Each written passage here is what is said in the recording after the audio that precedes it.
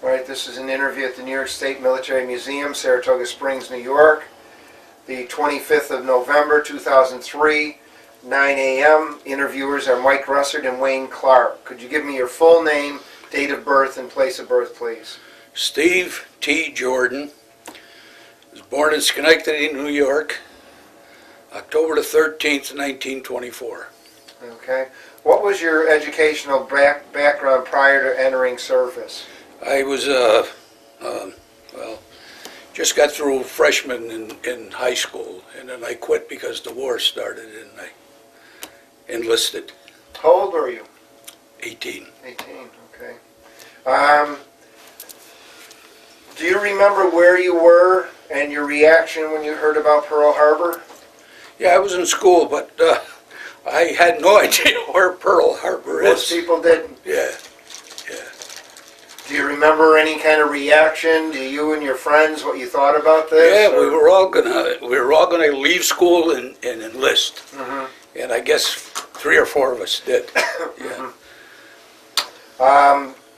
You enlisted in the Navy. Right. Why did you pick the Navy? Oh, I don't know. I didn't want the Army, and I thought the Navy would be good. You know, get on a ship. It'd be a pretty clean life, that kind of thing, and. I went through boot camp up in Sampson, New York. Okay.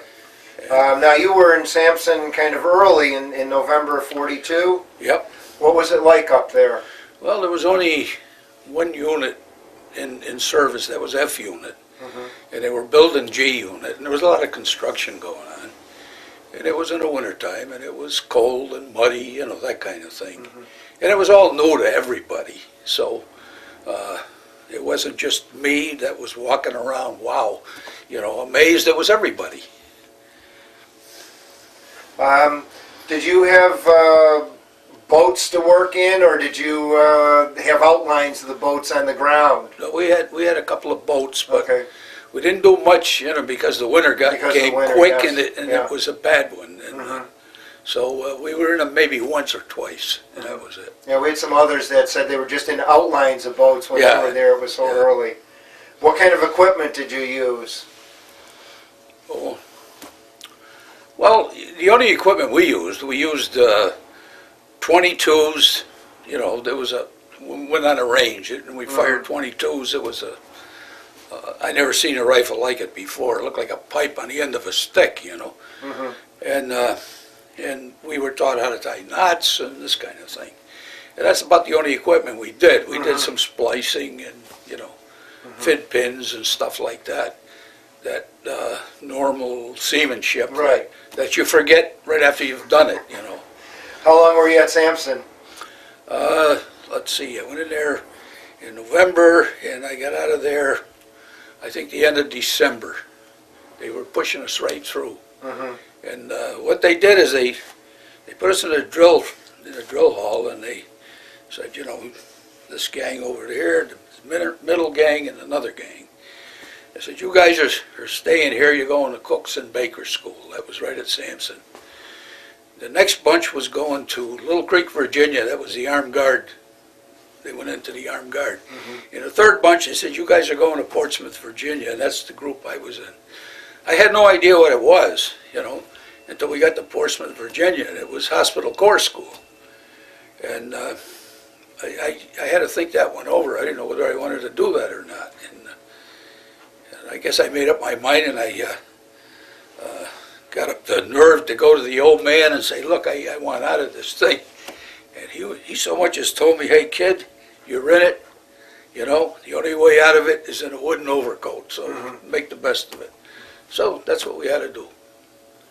What kind of specialized training did you receive there? Well, it was, you know, all the medical stuff. Materia medica and therapeutics and nursing and first aid and all that kind of stuff. Doing splints and carrying people and all this. And when you got a rate, you were a pharmacist mate, and to me it didn't relate at all because we didn't do anything with you know, we gave pills, but a doctor said, here, you give these pills. We never figured it out ourselves. Did they train you in minor surgery, Yeah. like Yeah. stitching people up. Yeah. How long were you trained there? It was about 8 weeks. Do you think when you eventually went into combat, do you think you were prepared for? Well, I had more training after that. Oh, you had more training. Where did you go Yeah. for that?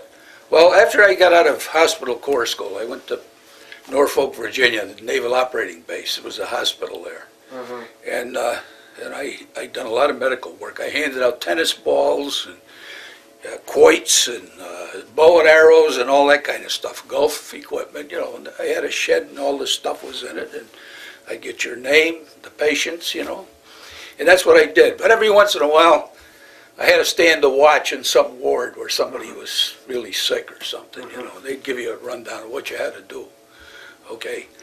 But somewhere along the line, I goofed up because I got shanghaied out of there, and I was sent to Camp Lejeune, North Carolina, and there was quite a few of us that went to that, and then we went through field medical training school, which was doing what we knew how to do, what we were taught to do in corps school, out in the field under combat conditions.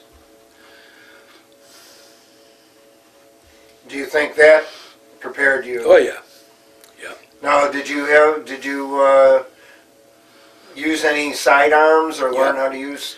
Yep, I had a choice. I could get a carbine or a 45, and I chose a carbine until I found out it shoots curves after you don't get good distance with it. So later on, I picked up a Garand, and that's what I carried. Okay. All right. How long were you at Lejeune? Oh, I don't know. I think it's hard to remember how long I was there. It was very little because we went through all the training. We went through the infiltration course and the rifle range a couple of times, and all the medical stuff. And then we had classes where you sat in a hot metal building, and some Marine officer would give you the history of the Marine Corps and the rocks and shoals and that kind of stuff. It was very boring, He'd even fall asleep while he'd give us this stuff. But it was a requirement, And when you think about it, it was good, And the guy that did it was a World War I veteran. He was a major, I think. Yeah. Okay, where'd you go after Lejeune? After Lejeune, I went aboard ship. I went aboard the USS Clay. It was a transport, an APA, and it was a shakedown cruise. I went aboard as a troop. We were in a replacement battalion. We were in the 39th Replacement Battalion, and we left from Norfolk, Virginia. We rode a train from Lejeune to Norfolk, and then got on the ship, and we went through the Panama Canal and that thing, and we went to Pearl Harbor. Now, did you go in a convoy or a single ship? We were in a convoy, yeah. But they were dragging a target, and it was planes shooting at the back of the target, and they were doing a lot of training on the way over, and it was their shakedown for that ship. It was a nice ship. It was brand new. It had a lot of things wrong with it that we didn't realize it, but the crew did. Okay, when you arrived in Hawaii, then were you assigned a unit or? No, we went into they called it I forget what they called it. It was some kind of a repo depot where everybody came in, and then if they needed a machine gunner or a cook or something like that, they'd pull them out because it was a mixture of corpsmen and Marines and all that. And so then I was told I had to go aboard this ship with some other guys, and we got on this transport, and we took off, and we went out into the Pacific, out into the islands. We went to an island that had just been attacked before we got over there, and it was in the Marshall Group. I believe it was Roy Namor or something like that, and we joined an outfit there. I joined the 22nd Marines there, and I stayed with them for the whole World War II. Now, you dressed in a Marine fatigues and... But you wore a Navy raid on your arm? Yes, yes. When I first went there, it was just a Red Cross, and we wore it down low, you know, here. And at the beginning, we were wearing, like, I was a hospital apprentice, second class, so it was equal to a corporal. And so you wore a corporal's stripes, but you didn't wear them on both arms, just on your left arm, and you wore the Red Cross down low on the, you know, and that signified you were a corpsman. How were you treated by the Well, at regular first, Marines? it was nothing but arguments and fights and ridicule and, you know, swabby and this and that and the other thing. But we had a couple of sailors that beat up a few Marines, and the old man had us, you know, for a captain's mast. He said, "I got to start this stuff. I got to find this sailor to beat up 4 of my Marines." He was a tough guy.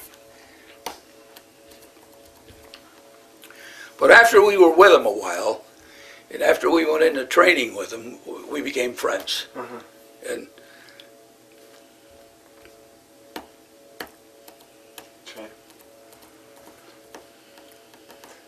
Okay, your first landing was on Guam? Guam, yeah. Would you want to tell us about that? Yeah, I got on this amphibious, well, I was on a transport, and then we transferred from the transport to an LST, okay? And we had to sleep topside. There wasn't enough room for everybody. We were only on it a couple of days. Wait a minute, was it Guam? No, we were on it for 58 days. We floated around because, see, it was Saipan, Tinian, and Guam. And we were going to hit Guam, and Saipan they were having a hard time on that, so they kept us on reserve. So we floated around the Pacific for 58 days, and we got attacked by some Bettys. They come in, they were a submarine, well, not a submarine, they carry a torpedo.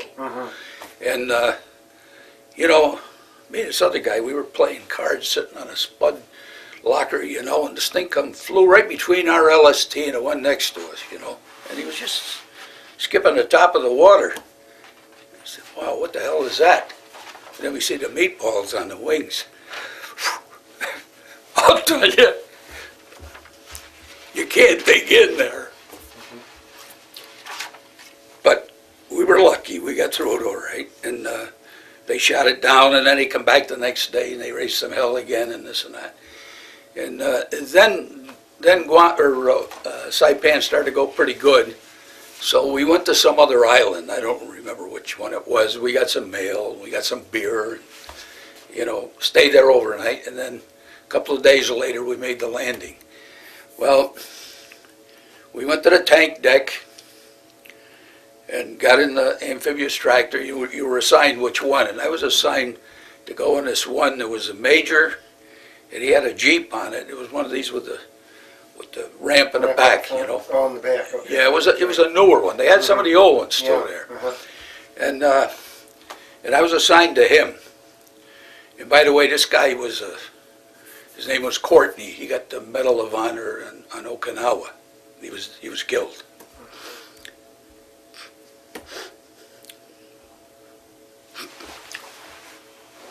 Well, anyhow, we started off, you know, we got our wave to go.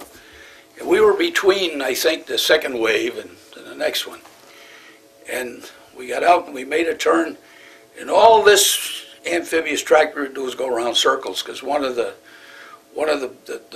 wheels wasn't working, you know. They run on those tracks, even churn the water, so we were just going around in circles. So now they had to transfer us from that one to the next one, to another, but the Jeep stayed in that one. I mean, I don't know, we ended up without a Jeep.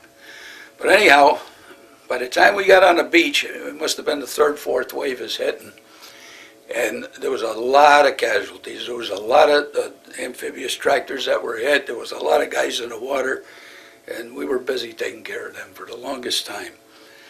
But then they had another outfit come in, some more corpsman and some more Marines come in, and the ones that made the initial landing, which included us, we had to start moving, you know, so we had to catch up with our troops and move. Well, Major Courtney had what we call the OP party. It was the observation party, and we'd get, you know, up and see what the heck the Japs are doing. You know, it was maybe, sometimes it was 15, sometimes it was 25 in a group, you know.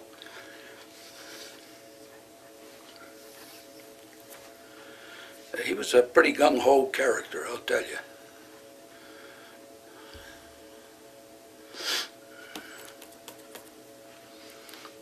We took a hell of a beating at a place called Road Junction 15 in Guam, and that was on the way to what was left of the Marine Corps barracks. We had a lot of guys.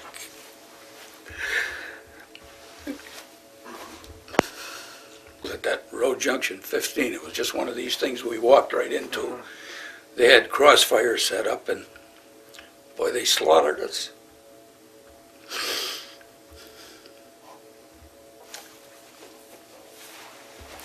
After we got to the Marine barracks and took over, I got sick. I had the chills and all this business. See, we were on, like I say, we were floating around for 58 days, and we ran out of Atabrin. And there was a lot of malaria and a lot of dengue fever and crap like that affected all of us, you know. And so I got sent down to the beach. You know, they put a tag on me. They said, go on down to the beach and get some juice and get some rest, and then come back when you're feeling better. You know, that the old man told me that. So I said, okay. So we went down to the beach, and there was a hospital there. It was a second separate hospital. See, we were a bastard outfit, the 22nd Marines. We weren't in a division. We were just a regiment, you know. And we were with the 4th Marines and the 11th Marines, so we were a brigade. We were the 1st Provisional Marine Brigade. And so anyhow, the hospital was a second separate hospital, and I was staying there, and they gave me a can of juice, and they said, just take it easy, and when you feel better, you know, they started me on a regimen of Atabrin.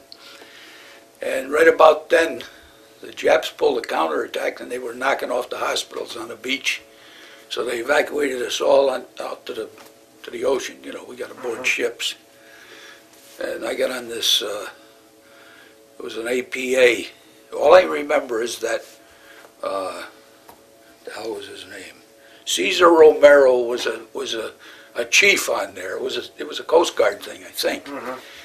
I never saw him, but that's what they say. Well, gee, Cesar Romero. I said, boy, that's great. But anyhow, I ended up back in Pearl Harbor because you know, we went here, we went to every ship we went to. You know, they'd look down and they'd say, well, we'll take him, him, and him. They'd lift you up and lift the lighter up the boat we were in, and they'd pick out who they were going to take. They were doing a triage there, see. Well, I looked bad because I had a lot of blood on me. It wasn't mine, it was everybody else's, you know. And so I got picked on one ship, and I went on that thing. That was that Cesar Romero ship. So they were doing operations there, and this doctor, he said, you sit there on the floor, on the deck. It was in a mess hall, and they were working on everybody, you know. And that's the first time I ever saw that operation. You know, I've seen it in the field and in the aid station and this and that, but never on the ship. So finally, this doctor says, well, where were you hit? And I said, I wasn't hit, you know. He says, he's calling this other doctor. He said, look, he's got blood in his ears. He says, it's a sign of concussion or something, you know. I said, wait a minute. I'm a corpsman. I said, this is other people's blood. I wasn't hit, you know. I got that blood on me somehow from my hands or whatever, you know. So they stuck me in a ward, and they gave me a shot, and that was the end of it for a while, you know. And I ended up back in Pearl, which was all right. So while I was there, I says, hell, I got nothing else to do. I had my appendix start bothering me, so they took those out, you know. Just one of those things. The doctor says, you're going to work today, you know. I'd been there a while. So I get out there to work. I was going to work in a tomato patch, you know. We were hoeing them up. Geez, I got this pain in the gut. So I go see the doctor. He says, you're goofing off. I said, no, I'm not. I said, I really got a pain. So he checked me out, and he took a blood test and all this, you know, and that's what it was. I had appendicitis. So they took them out, and I took it easy for a while. And then I got back to 22nd. They had gone to Guadalcanal. That was our home base where we would set up, you know. So I caught a ride on a ship, and I hitchhiked. You know, I had my records. I carried my own records, and they said, just get whatever you can. Get on whatever ship you can, and they'll take you there eventually, you know. So it took a while, but eventually I ended up on a canal, and I ended up in a 3rd Battalion, and I didn't like that because I was in a 2nd Battalion. So finally I got that squared away and got back to where I belonged. And then we trained for the next operation. We didn't know what it was, but it was Okinawa, and we landed there. That was April 1, Easter Sunday, April Fool's Day. It was the whole 9 yards, all that same day. And we had an unopposed landing. I think they sucked us right in, and it was easy. And then we went up north. We went way the hell up north. We went to the northern tip of Okinawa, and we were like 350 miles from the southern tip of Japan, with nobody on our left flank. So we stayed up there for a while, and then I guess it was the 27th or the 25th Army Division was having a problem down south. Well, the 1st Marine Division was down south, and these guys were tied in next to them, so they got the word to us, and they loaded us on trucks, and down we went, and we replaced 1st Marine Division, man for man, hole for hole. They moved over, and they took out the 25th or the 27th, whichever one it was, I forget now. They took them out and gave them a break, and that's when we started getting into a lot of combat then. And we ran into Sugarloaf Hill. That was a mess, and that's when Courtney got killed. We Were you still assigned to him when that happened? Yeah. Were you near him when he was hit, or? No, I wasn't with. What happened was a couple of days before he was killed, we were on a hill. We were, you know, OPing it up, snooping and pooping, you know. And we were watching the Japs and this and that. And all of a sudden some Jap appeared on top of this hill. It was all rocks and coral and crap like that. And he had a satchel charge, you know, it was a wooden box with a detonator on it. And he threw that, and he come down and then landed right in between all these rocks and things, luckily. And it blew up. All it was concussion, because it was a wooden box, didn't have no shrapnel or anything like that. But it blew the shit out of all of us, you know. We were all dopey and crummy there for a while. And Courtney got some, when it blew this coral, he got hit in the leg. I think it was the left leg. It was up right about here, you know. So I had to take care of that for him. And like I say, he was a gung-ho son of a bitch. And, you know, that's too much of a battle dressing there. I put a 12-inch battle dressing on him because he was hit in about 4 different places. He says, I can't move around with that. I got to be able to move around. So I said, all right, okay. So I pulled some of the stuffing out of it, you know. I did what I could, and I got him fixed up, and then he was all right. So it was like 2 or 3 days later, well, we hit Sugarloaf Hill, and the first group of the 22nd, I went up, got kicked right off of it. There was a lot of casualties and this and that. And I think it was that night or the next night, there was a lot of action going on. And we were at the foot of this thing. And Courtney took volunteers, you know. And so we were all there, and I was going to go with him. He says, you go back and stay at the bottom of the hill. He says, I don't want you coming up the hill with us, you know. The guy was killed up there. I didn't like that man, but he was a good Marine. I'll tell you why I didn't like him. It was one of the guys that that we all knew was a good guy. He got the left cheek of his ass blown off, and there he was laying there. They had a gauze over him, you know, to keep the flies and crap off of him, the blowflies, and a lot of his insides were sticking out. He had it, I mean, you know, and they just had him laying there. They had him pretty well doped up, and everybody would lie to him. He'd say, you know, how bad is it? You know, we tell him, hey, you're all right, you're going to be okay, you know, this, that, and the other thing. He was left there to die. And this man comes over and he picks up the gauze and he looks, he says, Jesus Christ, he says, you bought the farm, you know. I mean, you know, that got to me. And I got in some trouble. I says, you're an asshole, you know. I yelled at him and this and that, and I never got any more rate after that, you know. I made second class and that was the end of it. But I don't know whether he had anything to do with it. He was dead after that, you know, a short while after that. So maybe it's my imagination because I didn't like the man. I didn't like him for that reason. I figured, hey, here's a well-educated guy, a major and this and that, and he's acting like just what I called him, an asshole, you know.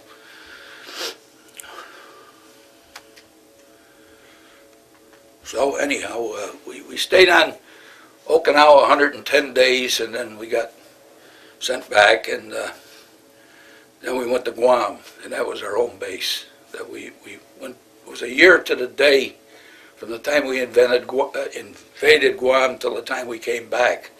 So it was quite a celebration. You know, they had the booze out there. You know, everybody was there to welcome us. So we stayed there, and then I had enough time to come home. See, by then, and there was just no ships coming home.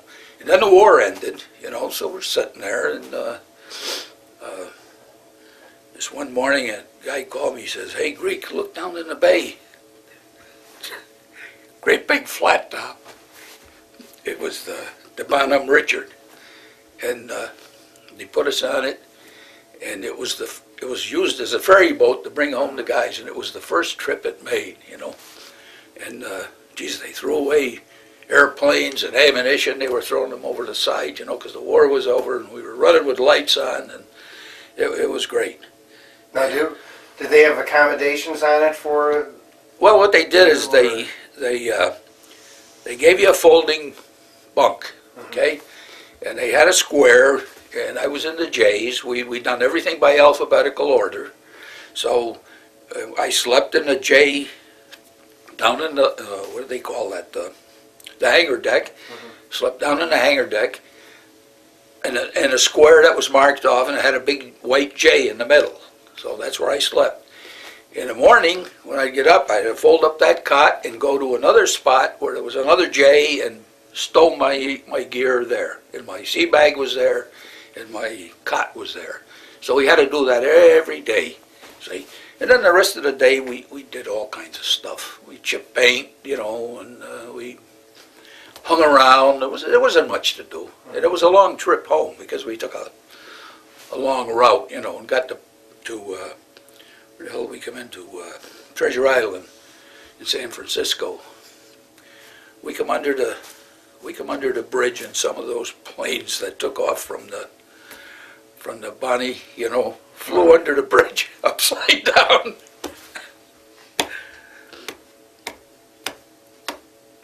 Well, anyhow, we got a little liberty and stuff like that, and then I came home and got discharged. And I was in a reserve, okay? So I joined the first engineer company in Albany. It was a Marine Corps engineer company. And some of the guys that I'd been in the 22nd Marines with was in it. So I figured, well, we'll go play cards together and we'll drink a few beers and have some fun. We'll go to Camp Lejeune in the summertime and, you know, all this. And we did up until August, whatever it was. I forget what day it was. We were activated. They activated the unit, you know. So we went to Camp Pendleton. We marched down New Scotland Avenue we were in the CBA rifle range there. That was our home base. And we marched from there all the way down to the train station. What year was that? 1950. Okay. Yeah. And let's see, the mayor from Schenectady was there, and the city manager, and Mayor Corning was there, and all the dignitaries were there to see us off, you know. And I remember every one of them getting up. They all took turns saying, "These men are not going overseas. They're going over there to Camp Pendleton to train those Marines that are going to go overseas." Yeah, you believe that one, we'll tell you another one. So we got to Pendleton, and we went right into training again, retraining, okay? So I told you in 1943, I went through that school at Camp Lejeune and became a field medical technician, see? So the sergeant there, Sergeant Crow, he was in charge of us. He was a good guy. He says, "How many of you guys went through through field medical training school, you know?" I says, "Well, you know, I'm thinking to myself, I'm not going to tell him I went through it. You know, let him find that out. And I can get some more training that I think I should have." So we started through that stuff again. But halfway through that training, we were at the rifle range, and Crow comes down and he says, "You fall out." And he called a few other guys that were pulling the same thing I did, you know. So we were told that we had to go on the next draft because we had had that training. He says, "I know what you were doing." He says, "And that's okay, you know." He agreed with us. So anyhow, we went overseas. We got to Japan. Now you're talking, we got kids that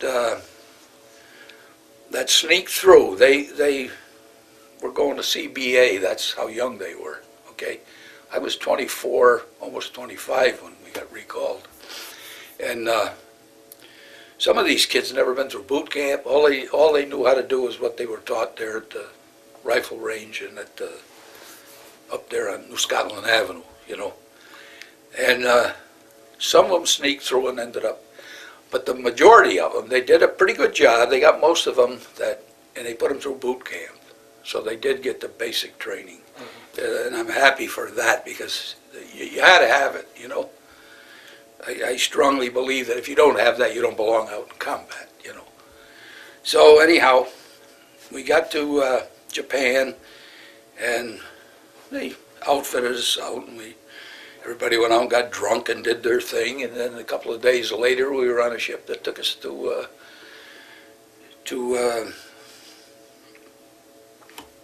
Korea. And I got there November the 12th, 1950, and joined the Dog Medical Company. Now this is altogether a different life than I had with the Marine Corps before. Before I was in a company, I was part of a group, you know, this, that, and the other thing. Now I'm with a rear echelon kind of an outfit that moves in two sections. Just one section moves up and then the other one moves up, and you set up a hospital. So anyhow, I got assigned to that, and we were in this place called Chip Young. We were just across from the 38th parallel, and let's see, where would that be near? That was about after the Wonsan landing, the Wonsan Harbor, so it was a little north of that. And then the winter started coming in, you know. And you know, we didn't have any winter gear other than sweaters and some long underwear, stuff like that, and your greens. We didn't have no parkas or, you know, gloves or anything like that. So they had to scrounge up stuff like that for everybody. And we got those shoe packs. They called them Italian mountain boots, you know. They were an awful thing. They were big. If you wore a size 10 shoe or a 9, you wore about 12, size 12 shoe pack. And it had a great big felt insole in it. It was about that thick. So you got two pairs of insoles, and one pair you kept inside your shirt next to your body, and a pair of socks, heavy socks, and the other pair was in your shoes. And so when you changed, you just changed those those socks and things around. Well, after about a week, you start smelling like hell, because whew. And, but anyhow, those things, they were always wet. When you marched, your feet got wet, and there was no way to get it out of there. You had to dry them somehow, so you had to go through this ritual every night to dry your stuff and so on. And that's what caused most of the guys to get frostbite and their feet screwed up. Mine are screwed up. They're not bad, but there's a lot of guys worse than mine. And I've gone to the VA and see, I'm a diabetic too. That came in 1997. As you get old, you get that stuff. And I went through it, and the doctor checked me, and he says, "Geez, you got loss, feeling in your feet, and this and that." And so I just, "Is that right?" "Yeah," because he stuck me with an opened up paper clip, and he'd say, "Can you feel this? Can you feel that?" Well, there were some areas where I couldn't feel anything, and so when we got done, he says, "Is there anything else you want to tell me?" He said, "Anything else wrong with you?" And I said, "Yeah, I'm a diabetic, I said, "I just found that out." And he said, "Whoa, you got to go down and take a blood test." So he took a blood test. And then what I got as a result of all this is, yeah, you're a diabetic, and that's what's wrong with your feet. It isn't frostbite. So who cares? I don't care. You know how I feel? I can get along without them. Really. There's guys that should be taken care of, and thank God most of those guys are being taken care of. So I don't need that. I can take care of myself. So anyhow, we started off on the 12th of November, and we started going north. And we'd go like in two sections. And I was in section 1. We'd get on these trucks on 6x6s, and the tents were on there, and the fuel, 55-gallon drums of fuel oil, and whatever, everything you needed was in there. And you'd go up, and the first thing you did was you'd put up a hospital tent. And that was 100 feet long, the first one, and then they'd add to it as you go on. And we'd put up the hospital tent, and then we'd put up the tents for the pyramidal tents. You could put 6 guys in them. Put up those for the doctors and the officers, and then finally we'd get a chance to put our own up, And then a couple of days later, the next group would come up with the remainder. See, so we were always moving, Like the first group would move out, and you may be at a place for a couple of days, you may be there a week. When we got up to the reservoir, up to the chosen reservoir, we were there a long time. Well, a long time, I think. I think it was maybe 2 weeks. I don't know. We didn't have it as bad as the guys up in. I was at. See, I don't know. You familiar with what happened at the reservoir? Yes. All right. The division went up there, and the 7th Marines were at U Dam Knee, which was west, I guess, from us. And then north from us was the Hagaroo, and the 5th Marines were there, and some of the 7th Marines, they were moving around. And some of the 1st Marines went up there, because we traveled with the 1st Marine Regiment. And so we set up at Coterie, which was, I think, 12 miles down the road from Hagaroo. And that's where we were. And a couple of times, I went up to Hagaroo, me and another guy with a Jeep and a trailer, because there was a water point up there. We didn't have a water point where we were, and we needed water for the, for the chow lines and all that crap. So a lot of times when you went up to Hagaroo, you had to stay there at night, because they didn't want you on the road at night by yourself. Right. And so we stayed, and a few nights we got hit, and but on the, I think around the 27th of November, all hell broke loose. The old crap hit the fan that night. It was bad all over. I mean, and we started getting casualties, and you couldn't believe it the way they were coming in. My God.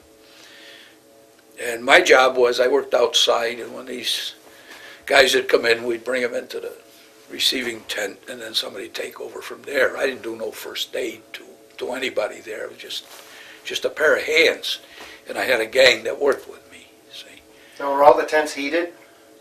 Or- not all of them, but most of them were. Where you had a lot of guys, you had the little tin stove there that could either run on oil or it could run on wood or coal or whatever you had, and then it got so cold up there, we were mixing gasoline with the oil, and that was taboo, and that was bad, you know, and a few tents burned up, but you had to do something, you know. It was really cold up there. So anyhow, that was my job, was to unload these guys, and then when they were going out, if they were leaving, I had the book, and as we put a guy or two guys on a Bell and Howell helicopter, you know, the glass bubble. Above the skids, you had half of a Stoke stretcher that had fabric on it, you know, to keep it warm, and it had a cover for it. So you'd put two guys in, one on each skid, you know, and they had a little glass thing about this big where they could look out of. What they could see, who the hell knows? I don't know. You could see the rotor going around or something. But anyhow, we would load these guys on, and then I'd get their names, make sure that I had everything, and then they'd take off. And I remember this one day, you were the old Chesty Fuller. Yes. Well, Chesty had the 1st Marines, and he was right with us most of the time, you know, and I knew who he was, you know. You'd see him every day, you'd say good morning, General, or something, but I didn't shoot the shit with him or anything, you know. But I was out on the strip there where we had TBFs or whatever they were, these Navy fighter bombers that would come in and they'd take casualties out. I think you could get around 6 or 8 people on them, as long as they weren't stretcher cases, as long as they were just ambulatories, you could stuff them in there. All right, so we had those. We had some Piper Cubs where you could put one guy in it, and we had the Bell and Howell, the Bell helicopters where you could put 2 guys in. If they come in with a Sikorsky, that meant one stretcher case. You had to stick them in through one window and stuck out the other side. And then you could have some guys to go in there that were ambulatory. So anyhow, Dr. Adams, he was the guy that was in charge of all the moving of patients and getting them out to the ships and all that, and I worked for him. And we were out on the field there, you know, and he called me, and there was a guy with him, and so I went over, and he says, "Did Captain Barber go out?" I said, "Well, I'll look." So I look in the book, and I said, "Yeah, we got him out yesterday." I says, "I put him on a Sikorsky. He was one of these guys that was jammed in."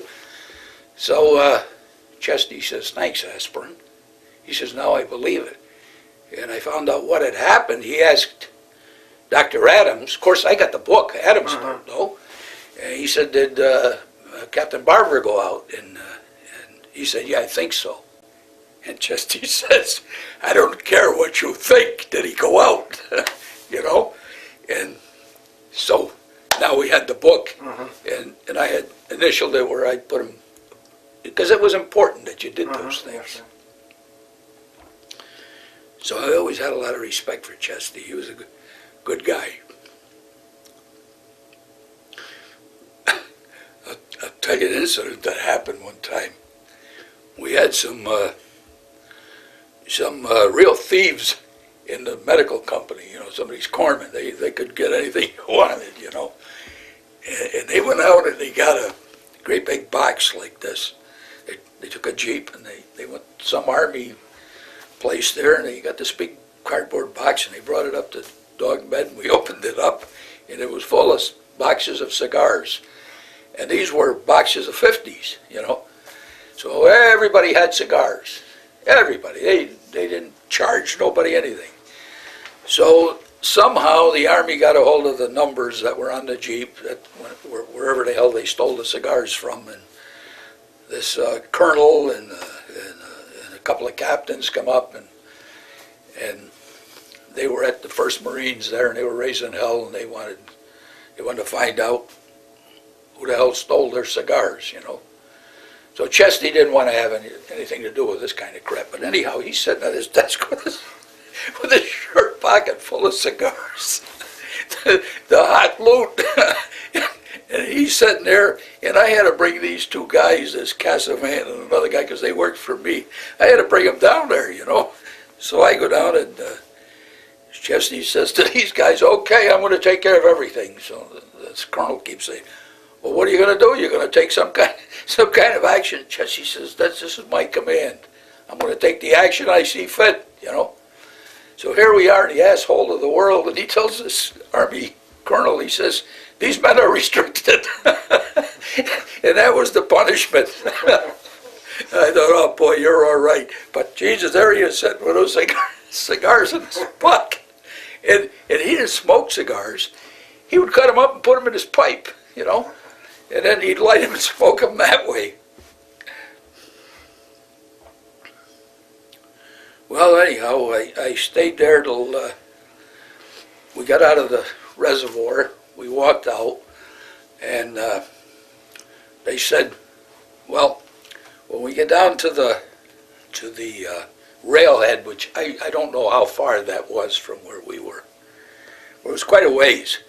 We had to walk from Coterie to the railhead. And what happened was the 7th Marines came from Udamni to Hagaru, and they went through Hagaru, and then they came down to Coterie, and then they started on down to go to Ham Hung, or Hung Nam, I guess it is, the seaport, and that's where the ships were that was going to take us out. And then the 5th Marines came through us, and it went on down, and then the 1st Marines fought the rear action on the way down. But the 5th Marines and the 7th, they were up on the ridges and all this crap, and they kept the main supply route open so we could get out of there. But anyhow, they said, well, once you get down to the railhead, you can probably ride on a truck. But until that time, we had to walk. And it was a long walk, and it was cold. It was like 20, 30 below zero. As long as you were moving, it didn't bother you, you know.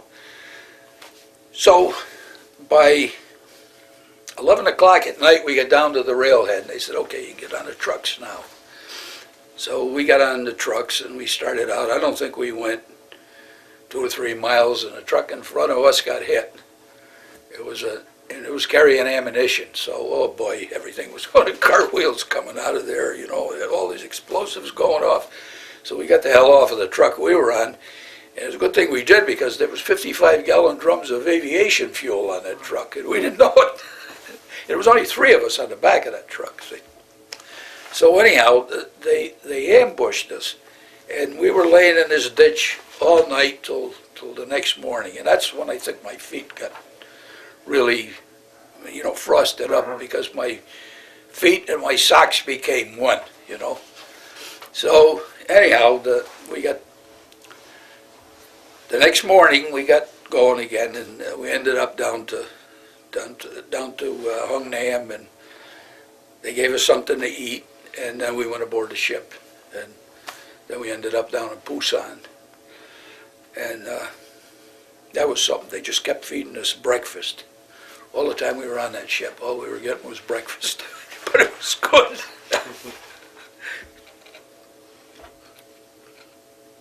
Now you said one of the funniest incidences was an encounter with the Greek Air Force. Yeah. When did that happen?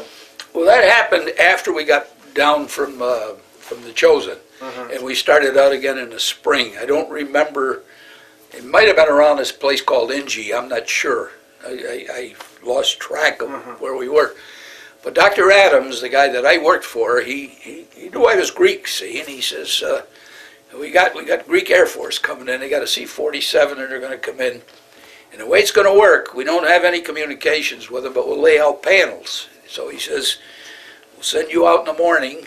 And I had myself and a black kid. This was an Army outfit. Now, they were all blacks, and they had these very good ambulances. Boy, they were better than anything we had. They had good heaters in them, and they could really hold a lot of people.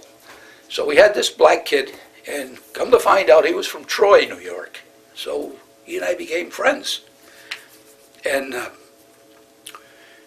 So we'd go out to the airstrip in the morning, and we'd lay out the panels, and then we'd wait there, see.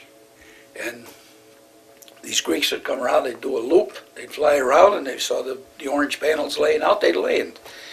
And then when they made that loop, we'd radio back and say, okay, start moving the casualties. So then, because they were like 20 miles away, maybe 25, so they'd start them out in those good ambulances that were well heated and all this, and they'd line up, and they could take something like 40-some and put them on those C-47s, and they were stacked in there. I mean, they had these straps hanging down, you know, and the stretchers would go in, and then they'd take off with them, and those Greeks would always say, come on with us, you know. I said, what do you mean, come on with you? I said, well, we're going to K2, K3, then we end up in Japan, and then we come back again and do this route again. I said, look, I'm not going with you guys. I mean, one of these days, somebody's going to come looking for me, you know, and I'm not going to be around, and then my wife's going to get a Dear John letter saying, your Steve is gone, or whatever, you know. So they finally understood, but they'd bring me back a bottle of whiskey or something, you know, from Japan. They were good guys. And you know what was funny about it? Most of them could speak English. They could speak English so well they had the limey accent, you know, because that's where they were trained. But Dr. Adams didn't know that, you know. So it was a good job, you know, I enjoyed it. But one day, we got out there. It was me and the black kid, and a guy named Gunther, we used to call him Gunny, and somebody else, I forget who the other guy was. We went out there and we were laying our panels out, you know, and all this, and then these Chinese opened up on us. They were up on the side of the hill there, you know, they were in the woods there. And they opened up on us and they pinned us down. There was only 4 or 5 of us out there, whatever the hell it was. And then this other guy came. He came with a Jeep, and he was going to help. He gets out of the Jeep, and we're trying to yell to him. He was quite a ways away from us, and Jesus, don't he get shot. He gets hit right in the head. Oh, man, killed him like that, you know. So we had already radioed back, and then they sent a squad of Marines down, and they went up, and they went through, and they cleaned those guys out. But that was the only time we really got, you know, harassed, you know, on the airstrip like that. Most of the times we were all right. When we were at Coterie, you know, we could see the Chinese up on the mountain there. The only way you could see them is if they turned around and faced you, because then you'd see their faces were dark. They were wearing white parkas and white, you know, and their rifles were white. Everything was white, and you couldn't see them. They'd move around up there, and you wouldn't see them until they turned around and face you. Then you'd see a dark face, you know. And it was a game of, you know, don't bother us, and we won't bother you, and that's the way it went for the longest time. But every once in a while, we'd get up in the morning, and there'd be 3 or 4 Chinese sitting outside of the tents there at Coterie, and their feet would be about this big. They were wearing those goddamn sneakers. We had trouble with the shoes we were wearing, but these guys were wearing sneakers, and their feet were just frozen solid, and they were in bad shape, and they couldn't take that cold any better than we could. I don't care what anybody says. There's a lot of guys that say, well, they're tougher than us, or they can withstand that cold and we can't. You know, there's a lot of bull. But I don't know. And a lot of times they turned our prisoners loose when the going got too rough for them, and we were on, you know, like the Marines were on hot pursuit on their butts. They turned the guys loose, you know, and they'd shag ass, but they'd leave the Marines there, and that's how we got them back. And they hadn't been too bad to them in most cases. You know, they were pretty good to them. They gave them rice to eat. You know, well, you had to eat what they did. They'd have a big sock hanging around their neck full of rice. How the hell they ate that stuff, I don't know.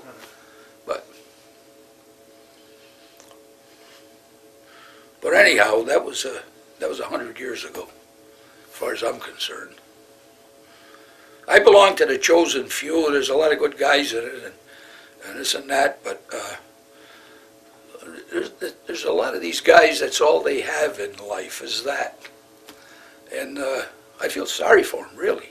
I mean, that's all they do is, I got one guy, he constantly calls me up. He says, yesterday me and Helen did this, and we went to a funeral up in, here, there, and, and I keep thinking, Jesus, don't you have another life, Is it just 2 weeks out of your life was up there in the chosen, and that's all the hell you got left? That's pathetic.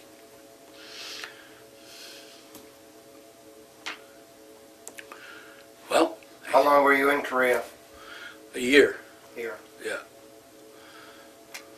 What was it? Was there a difference between the medical equipment between World War II and Korea? Was there any changes? There was more whole blood. In World War II, it was mostly plasma. I never saw much blood. Of course, I wasn't in the rear, Yes, right.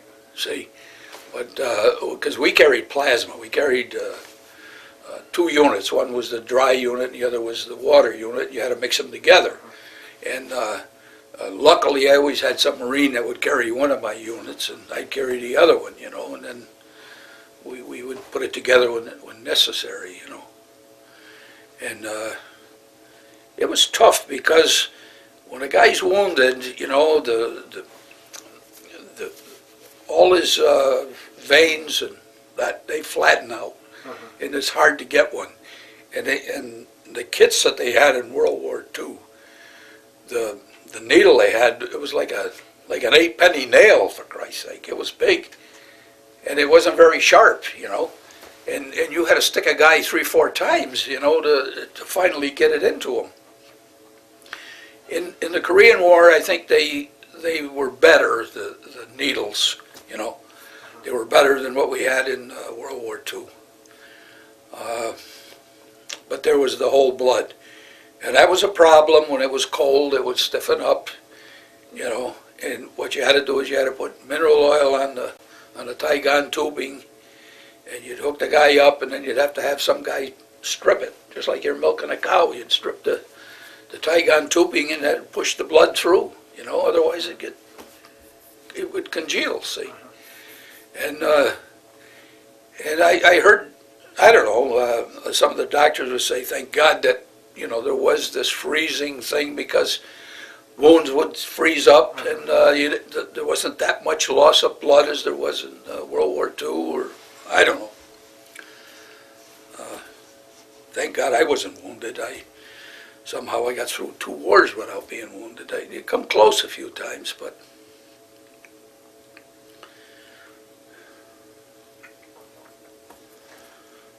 How do you think your time in service affected your life?